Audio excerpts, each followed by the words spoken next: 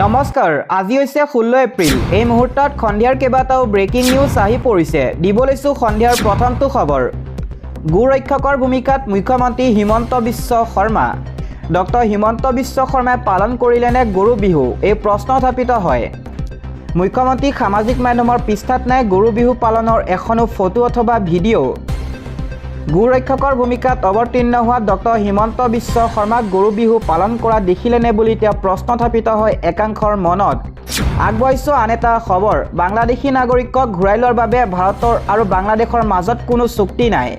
তেওঁলোকে সেইবাবে ভাৰতত থকা অবৈধ বাংলাদেশী নাগৰিকক গ্ৰহণ নকৰিব পাৰে। সেয়ে আমি আন্ধাৰৰ সুযোগ লৈ য'ত BDR নাই সেই পথৰে অসমৰ পৰা অবৈধ বাংলাদেশী নাগৰিকক খেদি পঠিয়াও বা বহিষ্কাৰ কৰোঁ। এক সংবাদ প্ৰতিষ্ঠানৰ সাক্ষাৎকাৰত মুখ্যমন্ত্ৰী হিমন্ত বিশ্ব শৰ্মাই কৰে এই মন্তব্য। দিব লৈছোঁ এটা পলিটিকেল ব্ৰেকিং নিউজ। বিজেপিতকৈ অসম ভালদৰে শাসন কৰিব সংখ্যালঘুৱে। সংখ্যালঘুক দায়িত্ব দিয়ক চৰকাৰে। এনেদৰে মন্তব্য কৰিছে মৌলানা বদৰুদ্দিন আজমলে। নিৰ্বাচনৰ পাছতে বিজেপিৰ বিৰুদ্ধে এই বিস্ফোৰক মন্তব্য কৰিছে আজমলে। অসম শাসনৰ দায়িত্ব ল'বলৈ সাজু সংখ্যালঘু। বিজেপিয়ে বেইজ্জত কৰা মিয়াৰ বহুত দম আছে। শিক্ষা খণ্ড এবাৰ আমাৰ হাতত দিয়ক। কেৱল মিয়াক গালি পাৰি থাকিয়ে নিজৰ কঁকাল ভাঙিছে বিজেপিয়ে। মিয়াৰ কঁকাল ভাঙিম বুলি কৈ নিজকে শেষ কৰিছে বিজেপিয়ে। শিক্ষা বিভাগৰ কঁকাল ভাঙিলে চৰকাৰে। চৰকাৰ চলাব নোৱাৰে যদি স্পষ্ট কৰক বিজেপিয়ে। কিন্তু নৱপ্ৰজন্মৰ জীৱন ধ্বংস নকৰিব। শিক্ষা যদি ভাল কৰিব নোৱাৰে সংখ্যালঘুৰ হাতত গতাই দিয়ক। আমি দেখুৱাই দিম কেনেকৈ মানদণ্ড উন্নত কৰিব লাগে। লজ্জা লাগিব লাগে মুখ্যমন্ত্ৰী। মিয়াৰ নহয় ৰাজ্যৰ ল'ৰা ছোৱালীৰ কঁকাল ভাঙিছে বিজেপিয়ে। কেৱল মিয়াক বেইজ্জত কৰাত ব্যস্ত বিজেপি। কাক মাৰিব লাগে কি পলিটিক্স কৰিব লাগে কেৱল তাতেই ব্যস্ত হৈছে বিজেপি। ভৱিষ্যতে ক'ত যাব আমাৰ ল'ৰা ছোৱালী? ৰাজ্যৰ শিক্ষা ব্যৱস্থাক লৈ বিজেপিক এইদৰে উভতি ধৰিছে মৌলানা বদৰুদ্দিন আজমলে। দিব লৈছোঁ আন এটা পলিটিকেল ব্ৰেকিং নিউজ। 5 বছৰ নহয়, এইবাৰ অসমত গঠন হ'ব 3 বছৰীয়া চৰকাৰ। 2029 চনতে ভংগ হ'ব অসম চৰকাৰ। 33% মহিলা বিধায়ক থাকিব অসম বিধানসভাত। 2029ত একেলগে অনুষ্ঠিত হ'ব লোকসভা বিধানসভা নিৰ্বাচন। বৃদ্ধি হ'ব লোকসভা বিধানসভাৰ আসন। বিহুৰ পিছতে সংসদত আহি আছে নতুন বিল। নাৰী শক্তি বিধান অধিনিয়ম 2023 হ'ব সংশোধন। সমগ্ৰ দেশতে হ'ব এক দেশ এক নিৰ্বাচন। 543ৰ পৰা লোকসভাৰ আসন হ'বগৈ 816। অসমত লোকসভা সমষ্টি 14ৰ পৰা বৃদ্ধি হ'ব 21লৈ। 126ৰ পৰা 189লৈ বৃদ্ধি পাব অসম বিধানসভাৰ আসন। তাৰে 61খন আসন সংৰক্ষিত হ'ব মহিলাৰ বাবে। 16ৰ পৰা 18 এপ্ৰিলত দেশৰ সংসদত আহি আছে মহিলা সংৰক্ষণৰ বিল। আহি পৰিছে আন এটা খবৰ। হিতাধিকাৰী সৰ্বোচ্চ জাতি বেছি দিন জীয়াই নাথাকে। হিতাধিকাৰীক 1250 টকা দিলে আমি বেয়া নাপাওঁ। কিন্তু 1250 টকাৰে হিতাধিকাৰীয়ে কি কৰিব? এনেদৰে প্ৰশ্ন উত্থাপিত কৰিছে আছুৰ সভাপতি উৎপল শৰ্মাই। উৎপল শৰ্মাই প্ৰশ্ন উত্থাপিত কৰি কয় 1250 টকাত আজি তাৰিখত কি পায়? 1250 টকা নহয়, হাতে হাতে সকলোকে কাম দিয়ক। হাতে হাতে কাম দিয়ক আৰু কামৰ বিনিময়ত পইচা দিয়ক। উৎপাদন শক্তি যাতে অপচয় নহয় তাৰ ব্যৱস্থা কৰক চৰকাৰে। আহোম সাম্ৰাজ্যৰ পৰা আমি কেৱল হেংদাঙৰ কথা কৈ থাকোঁ। কিন্তু আহোম সাম্ৰাজ্যৰ পৰা আমাৰ শিকিবলগীয়া বহুত আছে।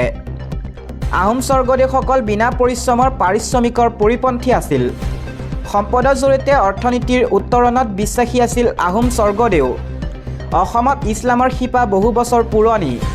অসমত বছৰ বছৰ ধৰি জিকিজাৰীৰ দৰে সমৃদ্ধ পৰম্পৰা আছে। কাতি বিহুত তুলসী তলত নাম গাবলৈ ল'ৰা ছোৱালী পোৱা নাযায়। আমি সাংস্কৃতিকভাৱে আত্মসমৰ্পণ কৰিছোঁ। সেইবাবে মনস্তাত্ত্বিকভাৱে আমাক আক্ৰমণ কৰিছে। নহ'লে অসমীয়া জীয়ৰীক গাত হাত দিবলৈ কাৰো সাহস নাই। অন্যথা সেই অহংকাৰ দৰ্পচূৰ্ণ হৈ যাব। শান্তিপ্ৰিয় অসমীয়া মানুহক জোকাই নল'ব। অধিপত্য মনবোৰৰ পৰা অসমীয়া ৰাইজ আঁতৰি থাকক। জৰ্জ ফিল্ডৰ পৰা এইদৰে উদ্দাত্ত ভাষণ আছুৰ সভাপতি উৎপল শৰ্মাৰ। আগবঢ়াইছোঁ আন এটা খবৰ। যধে মধে মছজিদ মাদ্ৰাছা চিল কৰিব নোৱাৰিব, ন্যায়ালয়ৰ ৰোষত পৰিল চৰকাৰ। যধে মধে মছজিদ মাদ্ৰাছা চিলক লৈ কঠোৰ হৈ পৰিছে ন্যায়ালয়। সংখ্যালঘুৰ ধৰ্মীয় স্থল মন গ'লেই চিল কৰাটো গ্ৰহণযোগ্য নহয়। চৰকাৰ মছজিদ বিৰোধী একশ্যনক লৈ শূন্য ন্যায়ালয়। জাননী অবিহনে মছজিদ চিল কৰিবলৈ ক'ত পালে অধিকাৰ? মুছলমান পক্ষৰ আবেদনক লৈ সঁহাৰি উচ্চ ন্যায়ালয়ৰ। জাননী অবিহনে মছজিদ চিল কৰাটো বেআইনী। একশ্যন লোৱাৰ পূৰ্বে বিপৰীত পক্ষকো দিব লাগে উপযুক্ত সময়। কোনো ধৰ্মীয় স্থল মন গ'লেই চিল কৰাটো সম্পূৰ্ণ বেআইনী। এলাহাবাদ উচ্চ ন্যায়ালয়ে এই সকিয়নি দিছে যোগী চৰকাৰলৈ। কিয় যধে মধে মছজিদ চিল কৰিছে, দিব লাগিব উত্তৰ। মুজফ্ফৰনগৰ মছজিদ চিল কৰি ন্যায়ালয়ৰ ৰোষত পৰিছে উত্তৰ প্ৰদেশৰ যোগী চৰকাৰ। এহছান আলী নামৰ লোকজনে ন্যায়ালয়ত দাখিল কৰিছিল আবেদন। সেই আবেদনৰ ভিত্তিত ন্যায়াধীশ অতুল শ্ৰীধৰণ আৰু সিদ্ধাৰ্থ নন্দনৰ এই বিশেষ ৰায়দান। দিব লৈছোঁ আন এটা খবৰ। জুবিন আছিল কেৱল নিৰ্বাচনী ইচ্ছু। জুবিন গাৰ্গবিহীন অসমত প্ৰথমটো বহাগ। জুবিন গাৰ্গক সুঁৱৰি জুবিন ক্ষেত্ৰত ৰাইজৰ ভিৰ। কিন্তু জুবিন ক্ষেত্ৰলৈ যাবলৈ সময় নহ'ল এজনো ৰাজনীতিবিদৰ। বহাগত জুবিন গাৰ্গক পাহৰিলে ৰাজনীতিবিদ, ৰাজনৈতিক দলে। জুবিন আছিল যেন কেৱল নিৰ্বাচনী ইচ্ছু। জুবিন ক্ষেত্ৰলৈ যাবলৈ সময় নহ'ল এজনো ৰাজনীতিবিদৰ। গৰিমা গাৰ্গৰ ঘৰলৈ যাবলৈ আহৰি নহ'ল কোনো ৰাজনীতিবিদৰ। ৰঙালী বিহুৰ জুবিন গাৰ্গৰ অৱহেলা একাষৰীয়া।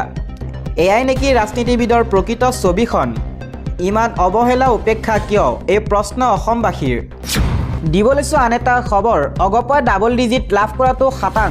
অগপৰ সভাপতি অতুল বৰাৰ এই ভৱিষ্যতবাণী। নিৰ্বাচনী ফলাফলক লৈ প্ৰবল আশাবাদী অগপ। পৰ্যালোচনা বৈঠকত দলৰ সভাপতি অতুল বৰাই এই কথাকে ব্যক্ত কৰে। 2021তকৈ 2024ত অগপৰ আসন বাঢ়িব। ডাবল ডিজিটত আসন লাভ কৰিব অগপই। নিৰ্বাচনী ফলাফলক লৈ প্ৰবল আশাবাদী অগপ। ফলাফলৰ পূৰ্বে আসনক লৈ ভৱিষ্যতবাণী কৰিলে অগপৰ সভাপতি অতুল বৰাই। দেওবাৰে অগপৰ আমবাৰীস্থিত মুখ্য কাৰ্যালয়ত অগপৰ সভাপতি অতুল বৰা আৰু কাৰ্যকৰী সভাপতি কেশৱ মহন্ত প্ৰমুখ্যে দলৰ কেন্দ্ৰীয় সমিতিৰ উপসভাপতি, সাধাৰণ সম্পাদকে ধৰি বিভিন্ন দায়িত্বত থকা বিষয়ববীয়া আৰু সদস্য সমাপ্ত অসম বিধানসভাৰ নিৰ্বাচনত প্ৰতিদ্বন্দ্বিতা কৰা দলৰ প্ৰাৰ্থীসকলৰ সৈতে এক বৈঠক পৰ্যালোচনা বৈঠকত মিলিত হয়। বৈঠক সদ্য সমাপ্ত নিৰ্বাচনৰ সৈতে জড়িত অগপ তথ্য NDAৰ বিভিন্ন বিষয় বিতংভাৱে আলোচনা কৰা হয়। বিধানসভা নিৰ্বাচনক লৈ অগপৰ পৰ্যালোচনা বৈঠকৰ অন্তত সভাপতি অতুল বৰাই সংবাদ মাধ্যমৰ আগত নিজৰ প্ৰতিক্ৰিয়া ব্যক্ত কৰে। সভাপতিগৰাকীয়ে কয়, এইবাৰ ডাবল ডিজিট হ'ব অগপৰ আসনৰ সংখ্যা। সংখ্যালঘু অধ্যুষিত সমষ্টিৰ পৰা আহিব ভাল খবৰ। বিৰোধীৰ পৰা এইবাৰ প্ৰত্যাহ্বান ইমান নাই, সকলো ঠাইত নাই। পূৰ্বৰ তুলনাত এইবাৰ সুকীয়া। আমি নিৰ্বাচনত ঐক্যবদ্ধভাৱে অৱতীৰ্ণ হৈছোঁ। এইবাৰ NDA পূৰ্বৰ তুলনাত বহু বেছি আসন লাভ কৰিব। 90 ওচৰা-ওচৰি আসন লাভ কৰিব। অগপই ডাবল ডিজিট পাব। তেওঁ লগতে কয়, বোকাখাতত কোনো প্ৰত্যাহ্বান নাই। পূৰ্বৰ পৰিৱেশ এইবাৰ নাই। প্ৰাৰ্থীসকলৰ লগত কথা পাতি গম পালোঁ যে সকলোৱে আশাবাদী। তেওঁলোকে তথ্যৰ ভিত্তিত কৈছে, ডাবল ডিজিটৰ আসন লাভ কৰাটো নিশ্চিত। এইবোৰ যথেষ্ট ভাল হ'ব। সংখ্যালঘু সমষ্টিত ভাল ভোট লাভ কৰিছোঁ। ধৰ্মীয় সংখ্যালঘুসকলে এইবাৰ অগপক সমৰ্থন জনাইছে। বিৰোধী একত্ৰিত ক'ত হ'ল? আন এটা খবৰ। যদি আপুনি HDFC বেংকৰ পৰা 7 বছৰৰ বাবে 11 লাখ টকা পাৰ্চনেল লোন লয়, তেন্তে কিমান টকা EMI দিব লাগিব জানো আহক। হঠাৎ নগদ টকাৰ প্ৰয়োজন হ'লে, অৰ্থাৎ এমাৰ্জেঞ্চি মানি দৰকাৰ হ'লে পাৰ্চনেল লোনে একমাত্ৰ ভৰসা হৈ পৰিছে।